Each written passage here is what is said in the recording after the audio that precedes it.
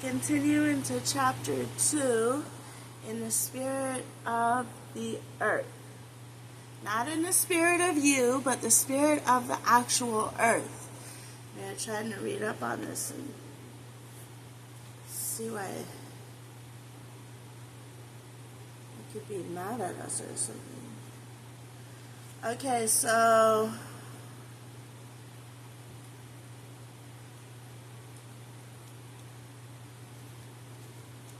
why does it say we're still on chapter 1? Did we not read this part? Okay, let's finish up this part of chapter 1. All of this is strikingly different from the popularly held opinion of so-called primitive societies. The common assumption is that hunting and gathering is by definition a despair, brutish, hand-to-mouth way of life.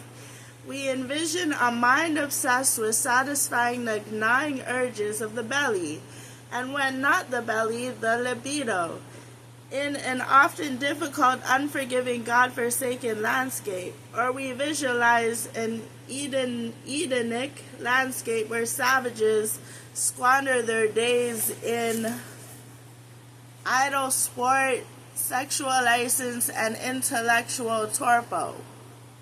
One can pile up image after image, none of it is flattering. Western travel literature, from the Calculating Columbus to the vitriolic Mark Twain, is loaded with it. Roughly 20 years ago, Central anthropologists began systematically discrediting this then prevailing dogma about hunting societies, as careful research began to reveal that these primitives, insofar as they were able to live largely free of the accoutrements, vices, and prompting of civilized society, were not and had not been economically dissuaded after all. This situation resulted from contact with the West. It was not aboriginal. The picture that emerged during the revision was of a people who, when left to their own devices, were typically well-nourished, noticeably free of anxiety about the food quest, and who, far from spending every waking moment occupied with the necessities of life, were blessed with an abundance of what we call leisure time. These revelations moved on prominent anthropologist Marshall Shallins in a now classic phrase to pronounce hunters the original affluent society, and the tag has pretty much stuck. Under repeated scrutiny, it began to appear that the romantic myth of the noble savage, most memorable, expressed by a series of fresh essayists, might not be so mythic and romantic after all. The upshot is that anthropologists, save a few diehards scattered about, no longer regarded hunting and gathering as having been on a whole a risky business. It is journalists, Madison Avenue advertisers, and cartoonists who seem impervious to this message. At least hunting is thought to have been precarious under normal circumstances. Only when the system was stressed in a certain key ways did foraging become problematic. The stress might come from either the human side or the earth side of the quotation. In the later case, the crisis was more likely perceived by man and woman as something beyond their control, perhaps even a punishment of some sort. One second.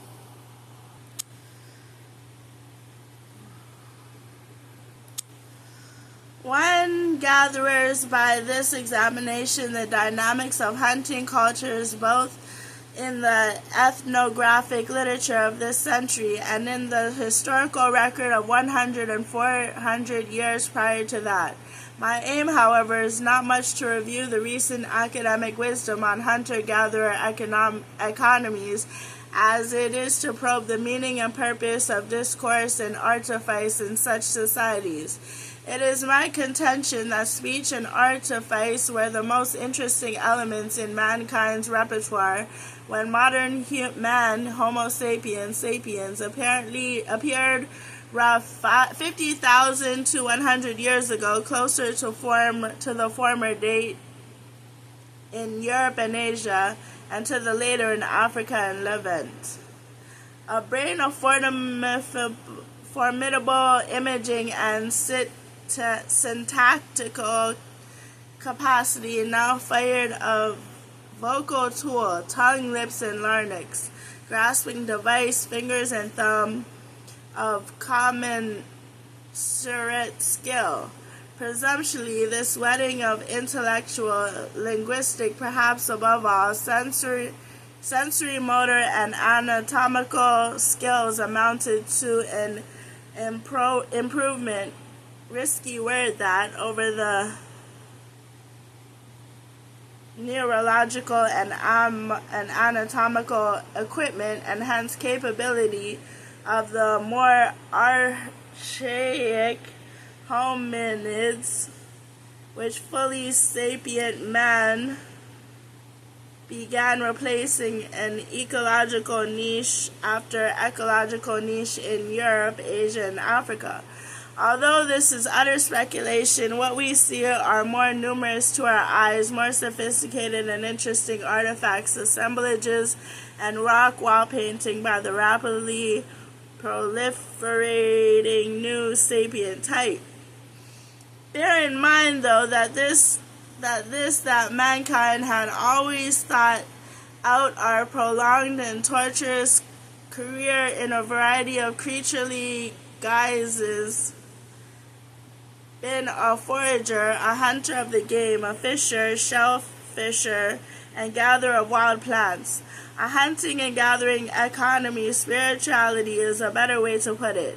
It's the oldest game known to humanity, known and practiced by our evolutionary ancestors as far back as we dare go.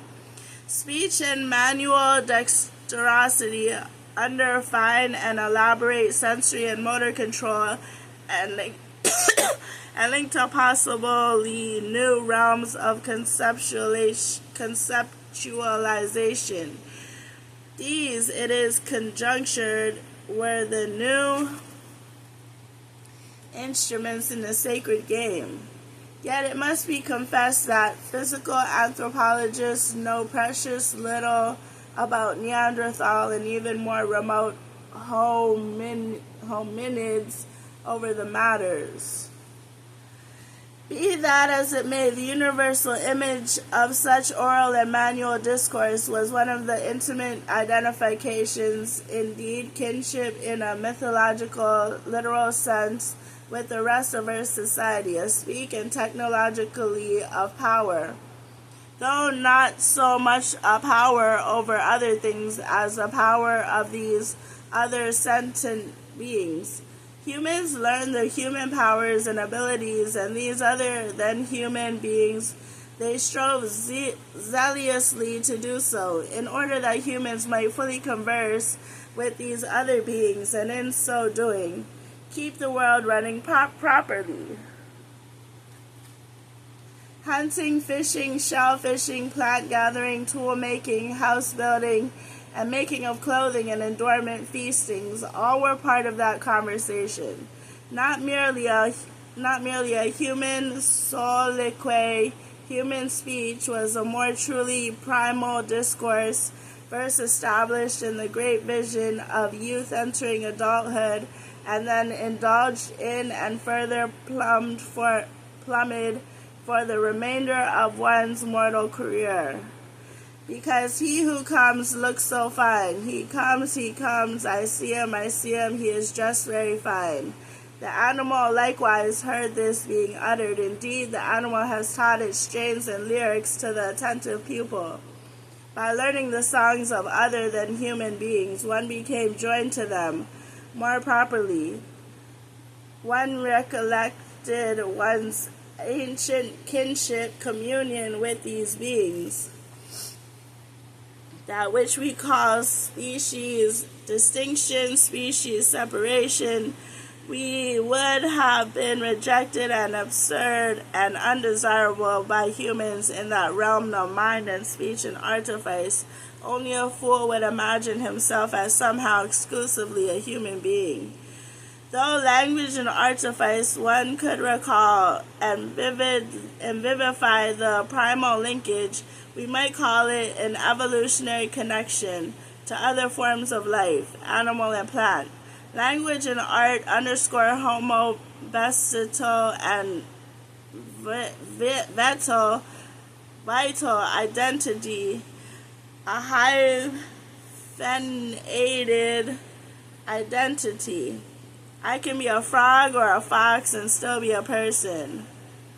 Once we were shapeshifters, hunters reminded their children in the language of myth. Today we wear the skin of human people, but through language and art we continue to commune with the creatures into which our ancestors could be transformed. Under the present dissipation, such metamorphosis is thought to happen but once in the adolescent vision, but the power of that transformation can always be rekindled in speech and artifice. Such is the power of humanity's imaging mind. When awake, when in ecstasy or trance, and when asleep in dream. Such palpable kinship with animal and plant being bred both respect and confidence, and other outstanding features of hunters and gatherers conduct. One of the most overwhelming and lasting impressions that one receives of the Eskimo hunter is that he is self-assured and competent above all. But the hunter-gatherer in nature is no adversary. Quite the opposite. Nature's other life forms are, to Western eyes, astonishingly willing to furnish themselves to man and woman to satisfy obvious human needs of survival. What scholars call the food quest was largely taken for granted by hunters. Under normal circumstances, perhaps a better way of putting it is to say that the food quest originates in myth, a narration of authorization of fundamental conditions wherein an individual is reminded that he must be the animal before presuming to kill and eat it.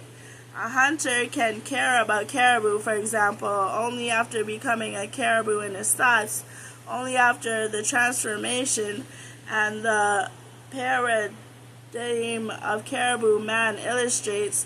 Hunting these creatures, a dietary staple among the mountainous Naskipi of the Quebec-Labrador Peninsula, originated with Caribou Man, who sang the following when he came to live with the people. The caribou walked along well like me. Then I walked as he was walking. Then I took his path, and I walked like the caribou, my trail looking like a caribou trail where I saw my tracks. And so indeed I will take care of the caribou. I indeed will divide the caribou. I will give them to the people. I will know how many to give to the people. It will be known to me. He who obeys the requirements is given caribou, and he who disobeys is not given caribou. If he wastes much caribou, he cannot be given them, because he wastes too much of his food, the good things. And now, as much as I have spoken, you will know forever how it is. For so now it is as I have said. I indeed am Caribou Man, so I am called. The other than human person, vegetable, and animal will give themselves to me, as long as I refrain from overexploitation, as long as I treat their flesh and substance, including their remains, with respect and avoid all other forms of offense. This is a prevailing sentiment. Nature conserves me, not I it. This is underlying ethnic language and artifice both explicitly and inherently confirm and reconfirm these terms of existence. This cosmic orientation is the mind continues to imagine a relationship of interpenetration of the human with the other human person. You and I wear the same coverings and have the same mind and spiritual strength. Sing the conjurer and his drum to the game. Eskimo. Self-conceived animal, haloed in fur of white fox, stands at the center of night dismissing. Silence upon silence, stars drop. The temperature of ice, the ivory point, the name, the person, weapon shivers, waiting to unite with the bursting hearts of the mind-eyed seal. Man, whom the man loves enough to kill, devour, honor as in a sacrifice. So we're finally moving on to chapter 2. Creation of a margin. Yeah, succumbing to fear. So this is what we'll get into next time. I hope you enjoyed the end of chapter 1 with me today. So it's a good time to go outside today and soak up some of the summer weather.